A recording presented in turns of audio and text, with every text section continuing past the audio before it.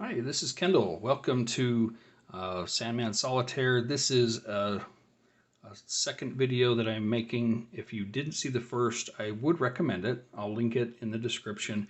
And it gives a brief overview of the game, some of the concepts. This will just go in more detail.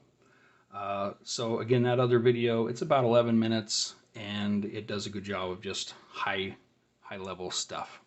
So to dive a little deeper, I did want to mention you can download and print off the PDF for this.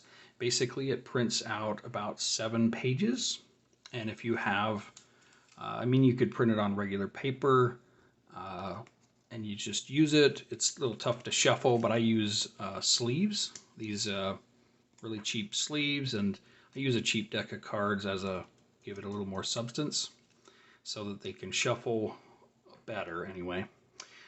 Another option is if you don't want to go through that, you can use a regular deck of cards, something from the dollar store or cheap, and you can make some modifications.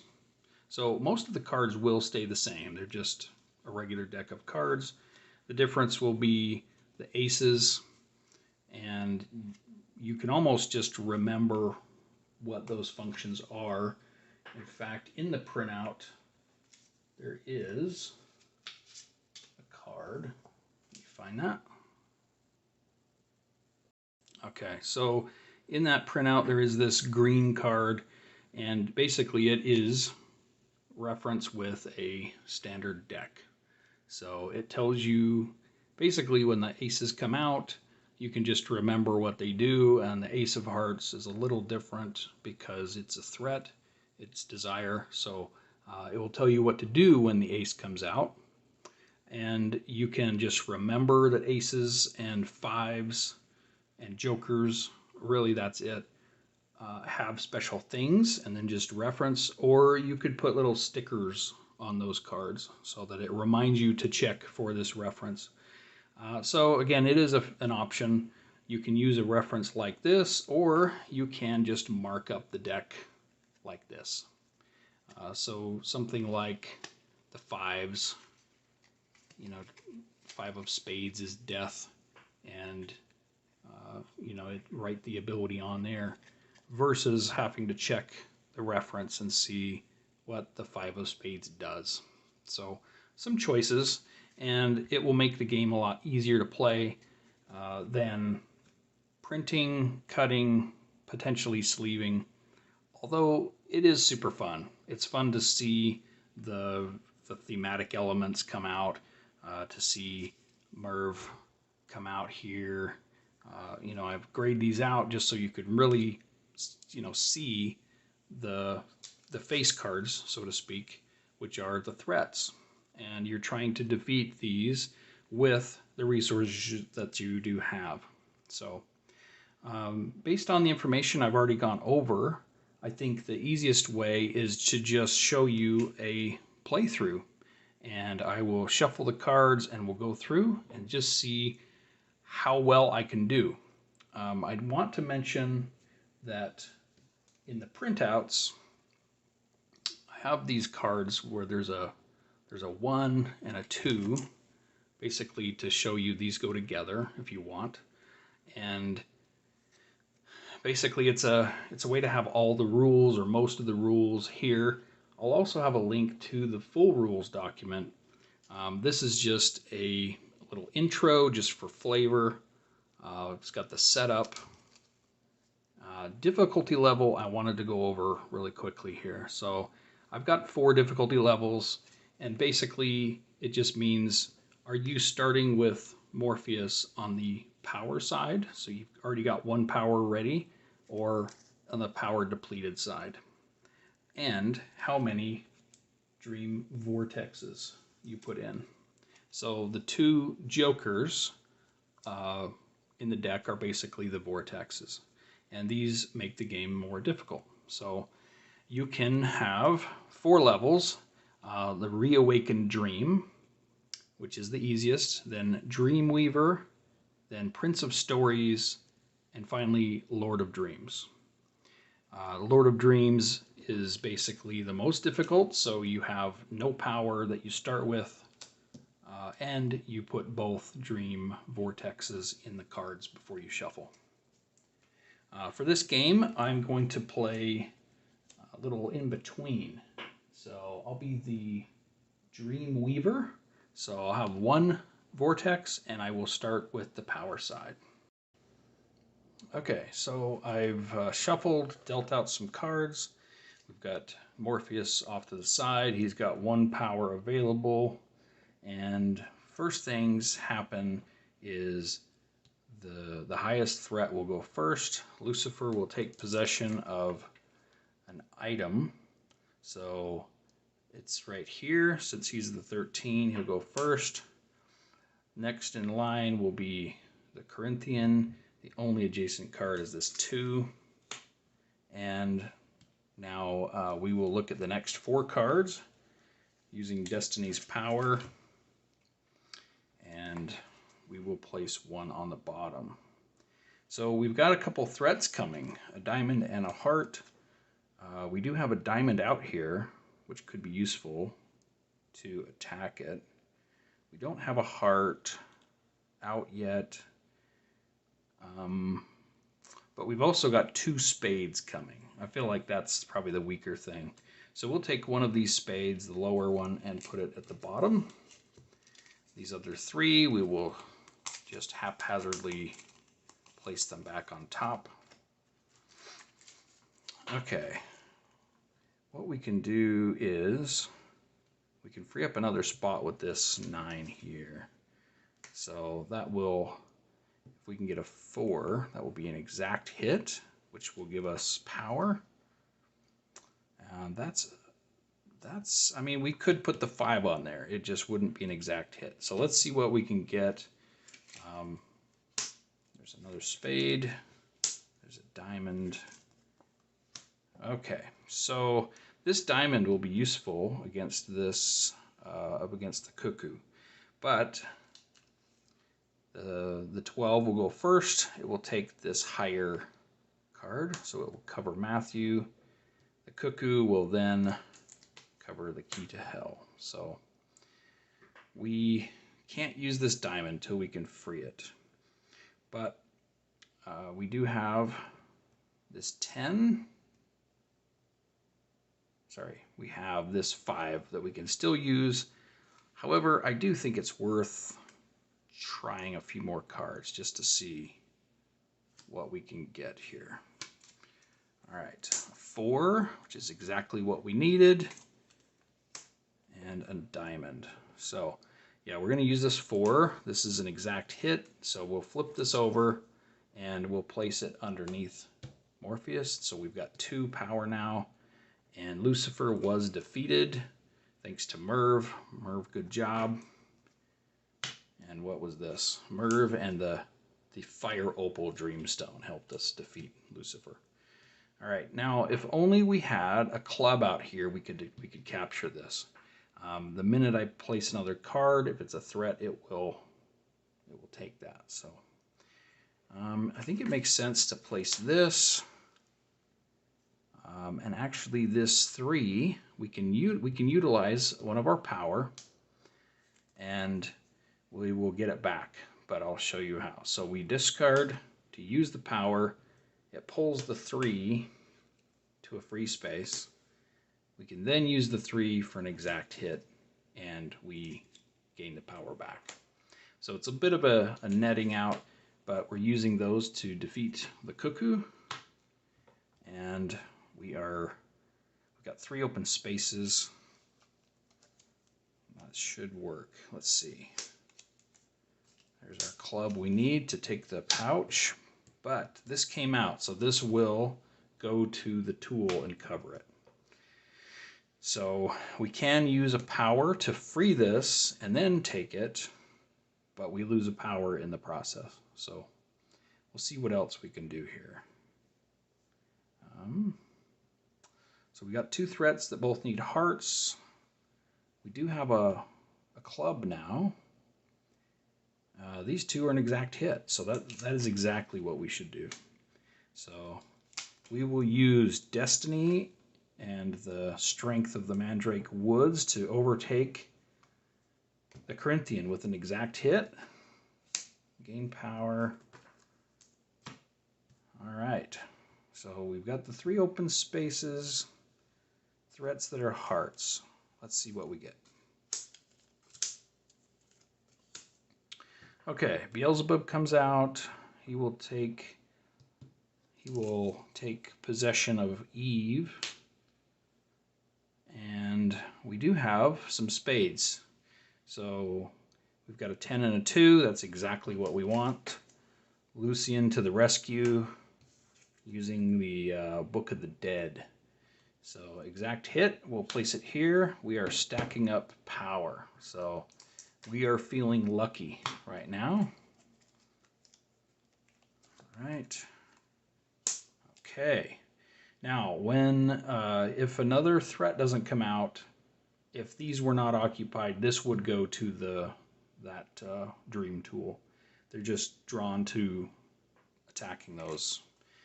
So we'll see if we get another threat. We don't. So this is available, and we have a diamond. So anything 6 or higher will allow us to obtain. So Eve is going to help us obtain the ruby. We can now use this. If we get in a pinch, we can use it by turning it sideways. It'll show it's been used, and you can use it to stack one card like that. All right, but we're going to preserve that. So we'll put it over here. We still don't have any hearts. Let's see if we can get some hearts out here. And we don't. Well, we do. We do have a heart. But the Corazon will take control of Gregory and Goldie. Very rude. So we got the 4. Sorry, we've got an 8. 8 and a 4 would be perfect here. 8 and a 3 is great here.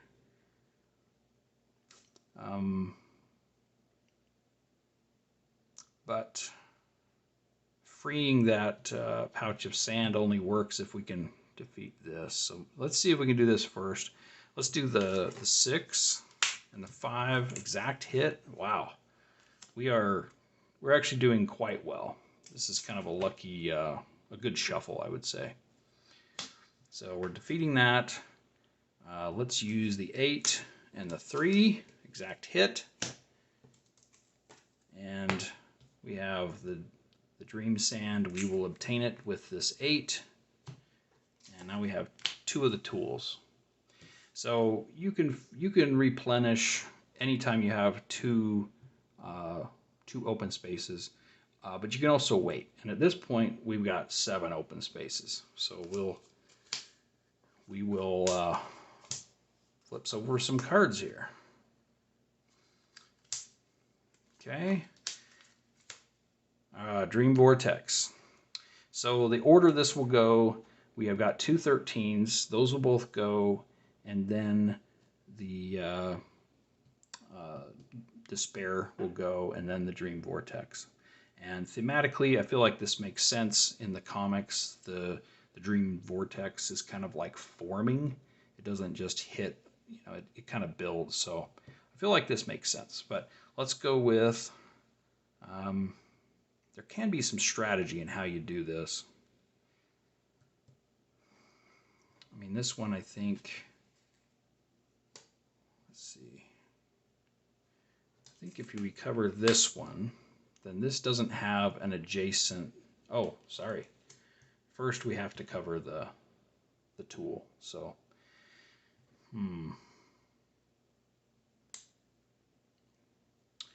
yeah, I don't know. There's a, this will just happen. So this will take, and this will cover the 9. Now we'll use Despairs. She would move a damage or a wound. We don't have a wound at this point, so this doesn't take any effect. And then the Dream Vortex will take the highest available card, so the 6 here. Now, to get rid of the Vortex, you need 2 magic, or you take 2 damage, or you can do 1 of each. We have so much magic, we're going to use 2 of these power keep calling it magic. It's magic in the other original game I made. So we have averted a disaster here with this card. But we still have 4 magic or power. We've got these 2 tools. We're doing all right. Let's see. We've got 6 can go toward these, but I don't know what would be most helpful. We don't have any exact hits at this point.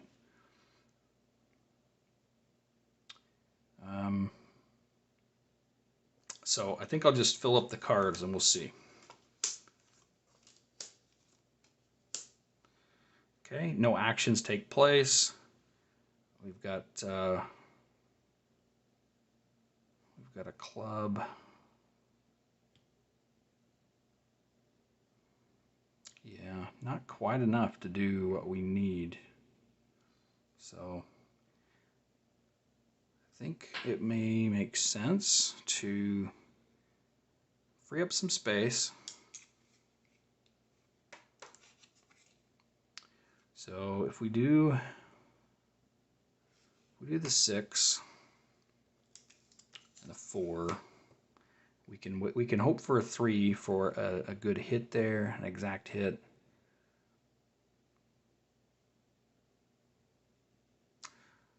Actually, no. I'm going to save that. Hindsight here. I want to do this 9 and this 4. So I'm going to use a power to free this, and then I'll get a power back. So discarding this, we are freeing this 9 to an open space. We are going to attack Azazel with a Cain and Abel and the help of this Emerald Dreamstone. And we get a power back. Okay. Trouble is, we don't have a spade that will help us obtain this. So let's see what else. We've got 2 threats that are both hearts, so we're kind of done. Besides, we could make space. We could dedicate this to one of these. I think we'll see what we get. We did get another heart and a 4. Okay, so the Guardians at the gate here. If we had a 3, that'd be exact. We don't have that, but I think it's worth using. This will free up a diamond. So we've defeated Lita Hall here. Diamond's not helping us, but we'll see what threats come out. Okay. There's a diamond.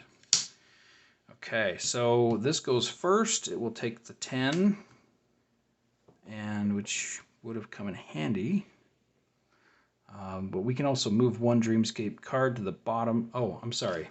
It will not take that. It will take the tool, of course. So we can move 1 Dreamscape card to the bottom.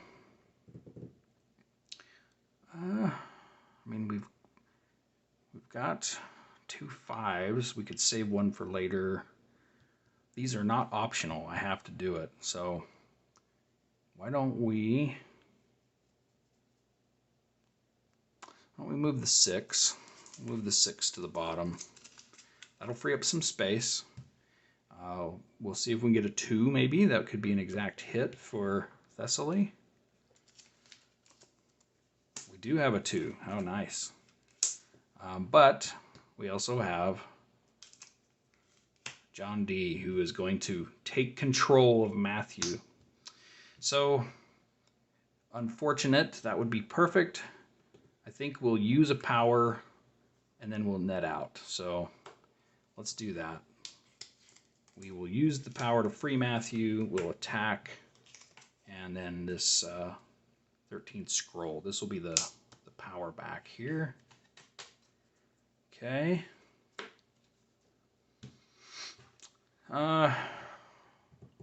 We still don't have a spade to free that up. So let's see if we can get a diamond to attack this or a heart to attack the fates up here.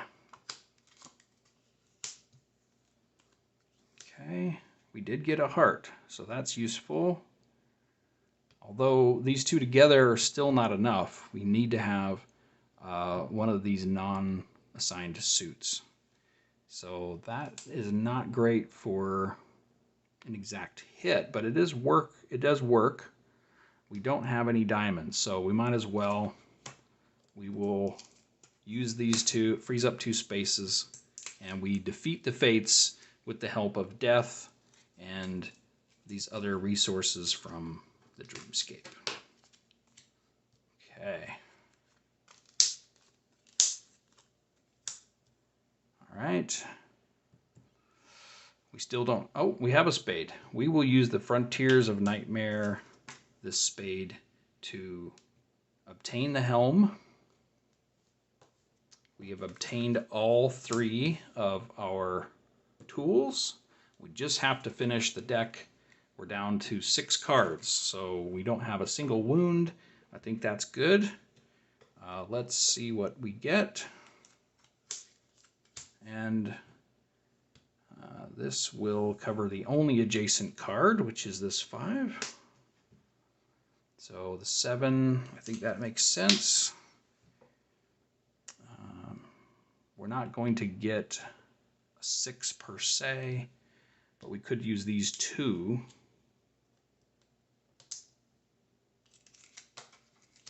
We may want to leave this and just dedicate one of these to this, and we'll see what we get in these 2 cards. You can see there's a lot of strategy in trying to get exact hits, and sometimes it works, sometimes it doesn't. So, for instance, this 5 and this 6 would be an exact hit, but we have to use a power, but then we'll get one back. So I think that makes sense. We'll go ahead and do it. 6, we'll use that power to free Despair, and then Despair will give the final blow. And it's an exact hit, defeating Loki and Puck, and it gives us a power on the way out. All right, and the final 2 cards. We should have everything that we need. We will not necessarily have an exact hit. This was dedicated, so we can't move it to try to make some combo. But if we did a 6 and a 4, that does give us an exact hit here. So that all these items and this location in the dreaming help us defeat John D. And this is our ending. We have won the game. There is a scoring technique, which is optional. And basically, you take your power, which we're at 4, minus any wound or damage. We have no damage, so our points are 4 plus 2 for each level above the base difficulty. And we are playing, which difficulty? We've got, we're the Dreamweaver, so we're 2nd from the bottom. So it's these 4 points plus 2, so 6 would be our score.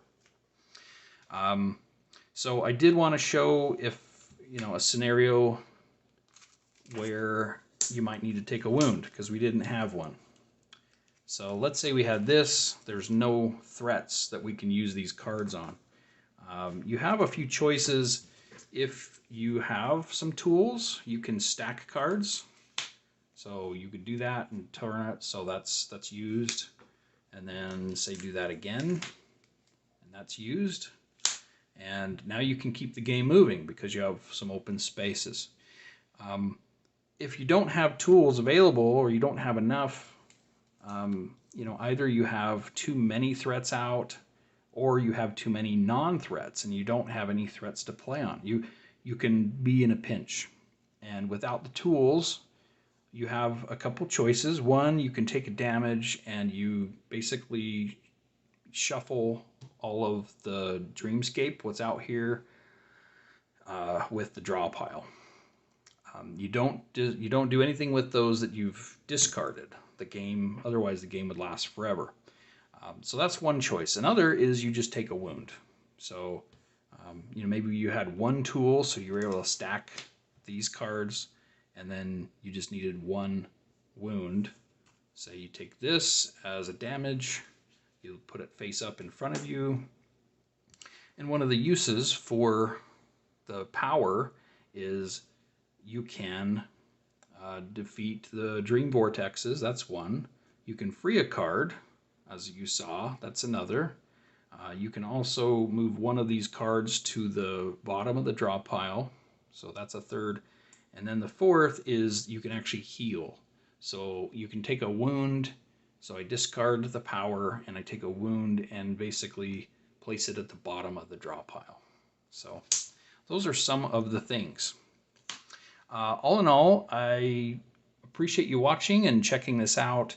I am interested in feedback. Check out the PDF of these cards and let me know if, not feedback on the art, it's just placeholder art, but I'm interested in feedback on the choices I made as far as the places within the dreaming, as far as the magical, like the items and the characters. I'd love feedback on that. But then I also would love any feedback on the game, any confusion. I've got a link to the rules, so yes, I very much appreciate it, and we'll talk next time. Thanks.